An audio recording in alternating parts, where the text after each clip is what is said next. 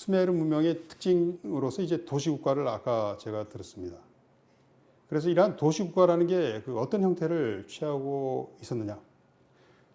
물론 도시는 그 성벽으로 에워져 있어요. 그리고 이제 그 주변에는 촌락이 있습니다. 근데 이 도시의 이러한 그 영역이 생각보다는 넓습니다. 그 라가시라는 그 도시 면적이 약 3,000 제곱킬로미터. 서울의 면적이 한 600 평방킬로미터 되거든요. 그러니까 그거의 몇 배가 되는 거죠. 그러니까 상당히 큰 영토였다. 도시라고 하지만은 그것이 이제 주변 촌락까지 넓은 그 촌락까지 포함을 하고 있었기 때문에 상당히 큰 규모의 그 국가였다라고 이야기를 할 수 있고요. 인구도 크레이머 박사의 그 연구에 의하면 우르의 인구가 한 20만으로 추정이 되었다고 합니다. 20만. 20만이면 상당히 큰 도시죠. 그리고 이 도시들은, 수메르의 도시들은 종교적 성격이 강해가지고 신전을 중심으로 그 도시가 구성이 되었다, 이렇게 이야기를 하고 있습니다.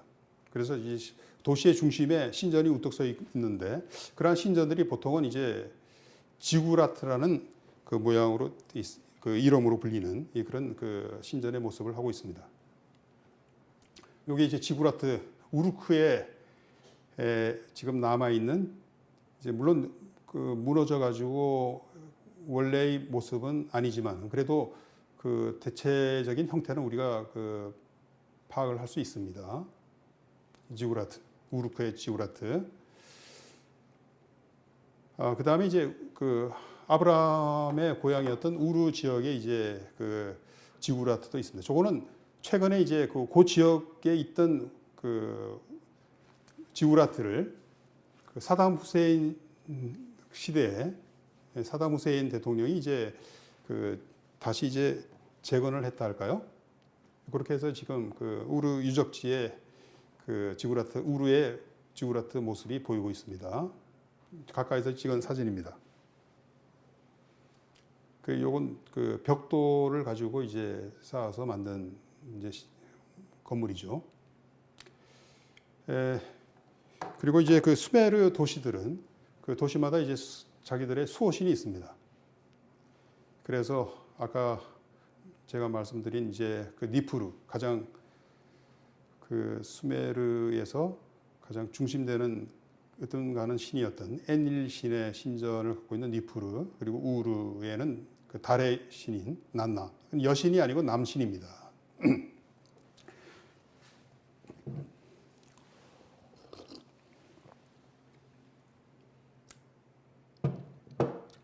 그리고 그 우르크에는 이난나 여신이라고 해서, 요거는 뭐 그 이슈타르 여신이라고도 이제 다른 지역에서는 이야기를 하는데, 그 유명한 이난나 여신을 수호신으로 하고 있고, 그 다음에 이제 라르사 같은 경우는 이제 태양신인 우투 신을 수호신으로 이제 모셨다, 뭐 그렇게 그 기록에 나오고 있습니다.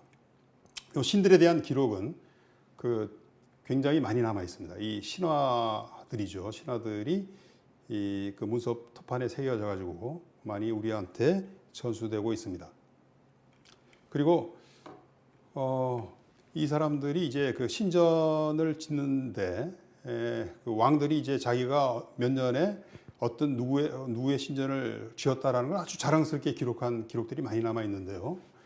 그래서 연도를 셀 때도 그 니푸르 신전에 누구의 신전을 지은지 몇 년, 뭐 이런 식으로 이제 기록들이 많이 되어 있어요. 왕들의 기록.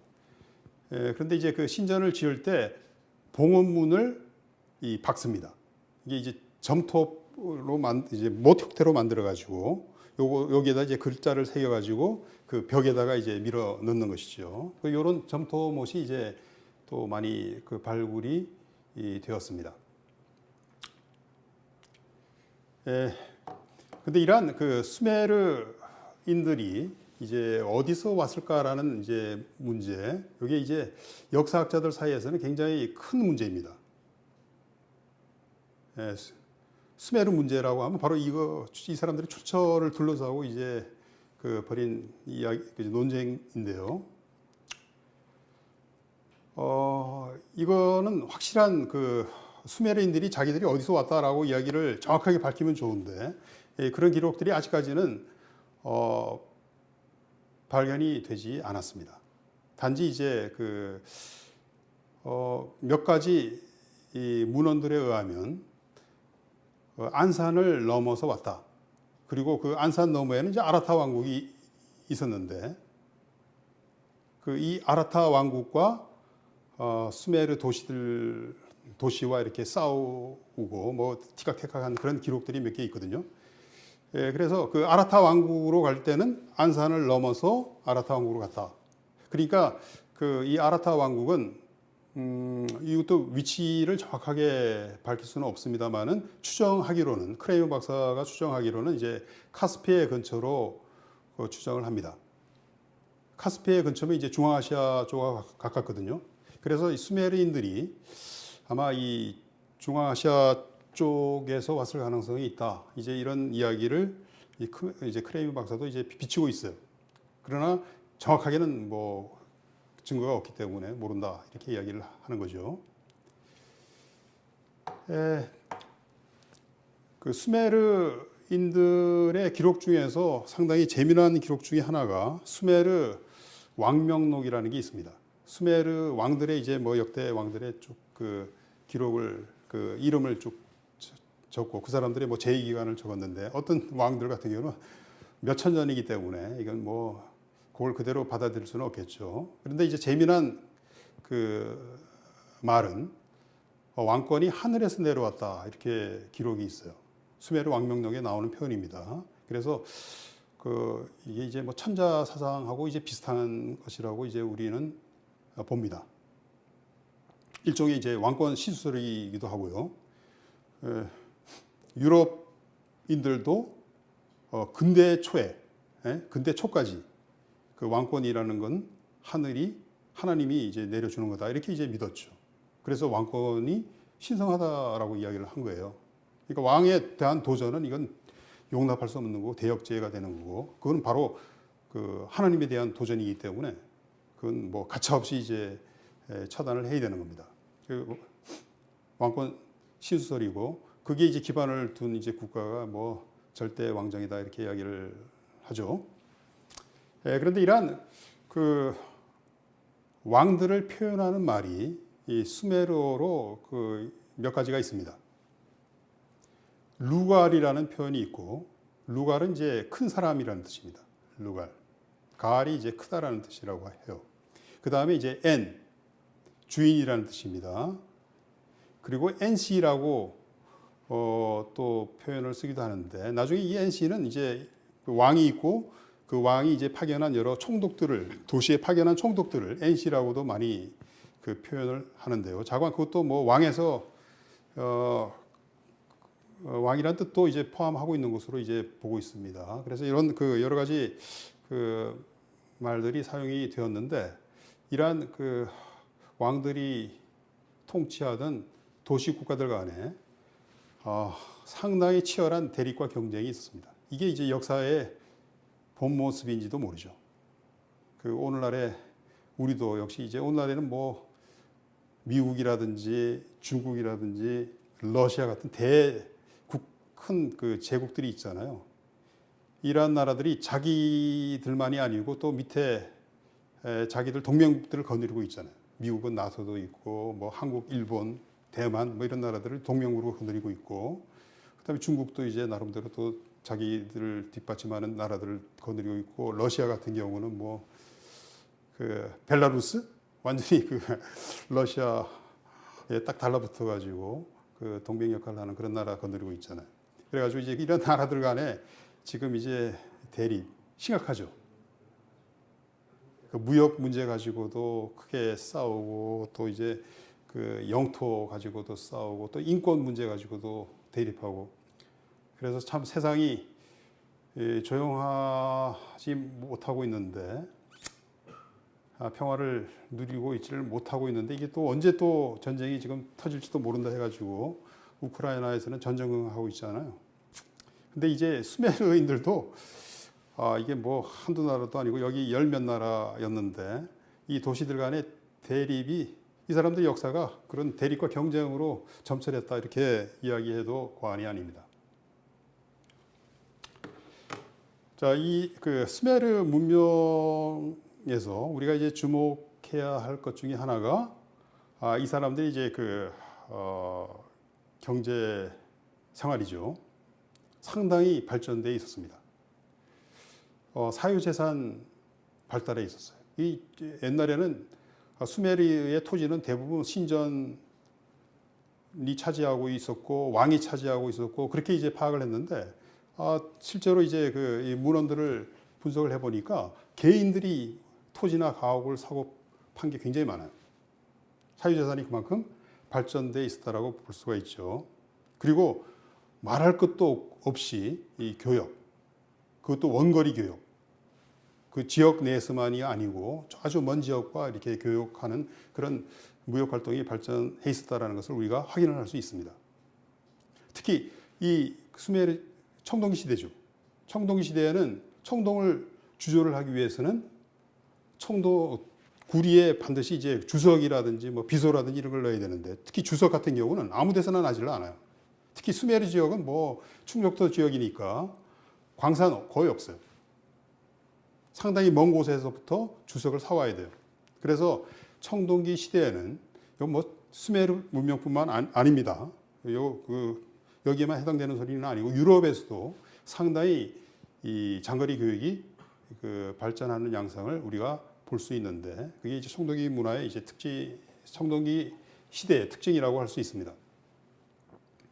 그리고 교육이 발전되니까 그 화폐도 발전하게 되는데 이 사람들은 이제 물론 주조 화폐는 아니고 칙량 화폐라 그래가지고 덩어리 은을 이제 잘라가지고 무게를 재서 이제 화폐처럼 사용하는 그런 제도가 발전했어요. 그래서 세켈이라고 세켈. 오늘날 이스라엘에서도 이제 돈 단위로 세켈 사용하잖아요. 그게 여기서 온 겁니다. 그리고 세켈의 60배가 문화입니다. 문화. 그리고 또 그 지역에서는 뭐 산이 별로 없으니까 산이 없죠. 산이 없으니까 나무도 외국에서 이제 들여와야 돼요. 특히 이제 건축용 그리고 선박 제조용 목재는 큰 나무들은 이제 외부에서 들여와야 됩니다. 그래서 이제 오늘날의 오만 지역으로 추정이 되는데 딜문 같은 데서 이제 목재를 많이 들여왔다라고 기록이 되어 있고 그 다음에 이건 뭐 구약 성경에도 많이 나오는 레바논 삼나무 신전을 짓는데 레바논의 삼나무를 베어가지고 졌다 뭐 그렇게 이제 구약 성경에 나와 있잖아요. 레바논 삼나무도 당시에 많이 이제 들여왔던 교역품이었던 것 같습니다. 그리고 또 하나 유명한 것이 라피스 라줄리라고 이 청금석입니다. 이 박물관에 가면 많이 볼 수 있죠.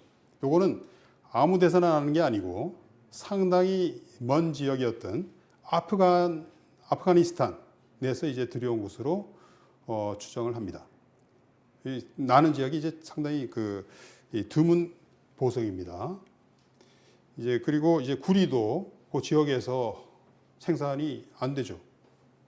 그래서 이제 요것도 이제 외부에서 들여오고 심지어는 오만 지역에서 이제 광산을 경영을 했다라는 이야기가 있습니다.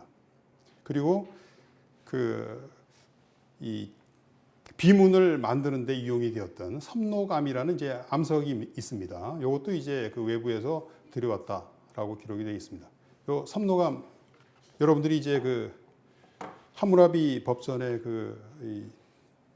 법전이 새겨진 이제 비석 아시죠? 그게 이제 이 섭노감입니다. 상당히 표면이 예쁜 그리고 윤기가 나는 그런 암석이 이제 섭노감입니다. 요거는 이 섭노감으로 된 뭐 조각상이라든지 요 왼쪽에 있는 그림은 분동이에요. 이 저울에 이제 올려놓는 이 무게를 잴 때 사용하는 분동입니다.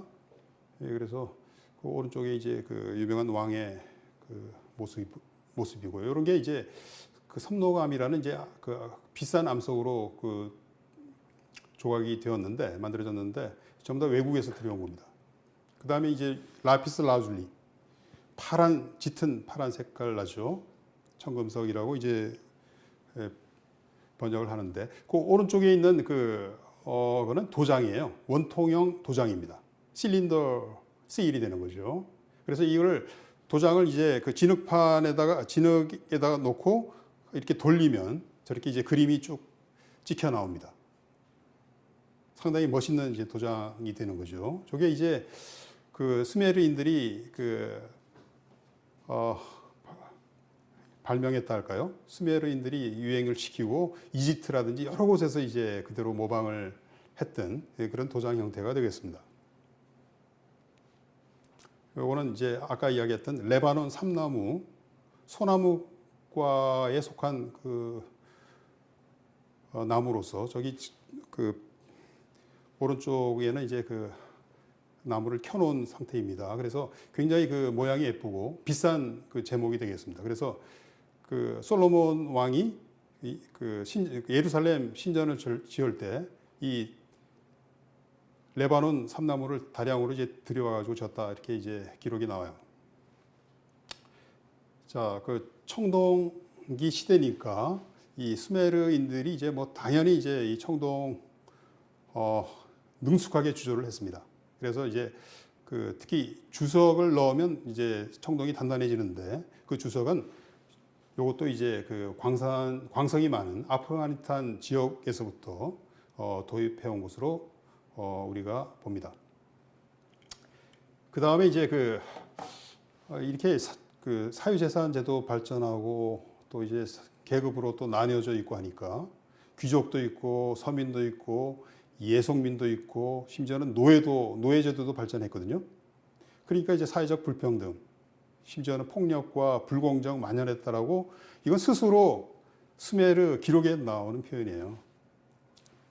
그래서 이제 여러 왕들이 자기들은 이런 불평등과 불공정을 뭐 적폐를 일습하고 뭐 그런 이제 자기의 공적으로 내세우는 경우가 더러 있습니다. 그 우르나무 왕이라고 해서 유명한 왕이 있는데 그 사람도 이제 자기 그 비문 서문에 그런 이야기를 적고 있어요. 자화자찬이신 거죠. 이 우르나무 법전은 우리가 그 함무라비 법전보다 더 한 300년 정도 더 오래된 법전으로 알려져 있는, 지금으로부터 이제 뭐 4,000년 이전에 그 만들어진 법전인데 다 전문이 남아 있는 건 아니고요. 좀 일부가 깨져 가지고 그 몇 개의 이제 조항들, 그런데 이제 그 몇 개의 조항들에 보면 그 신체 상해에 대한 금전 보상이 규정이 되어 있다 이겁니다. 그러니까 그 이빨을 부러뜨리면 그 이빨로 또 상대방이 이빨을 부러뜨리고 이런 식의 그 복수 형태가 아니고, 복수형이 아니고 그 신체 상해에 대한 벌금 규정을 담고 있다. 그래서 상당히 이제 당시에 그야말로 문명이 진일보한 형태였지 않느냐, 이런 이제 추정을 할 수 있는 조항이 되겠습니다.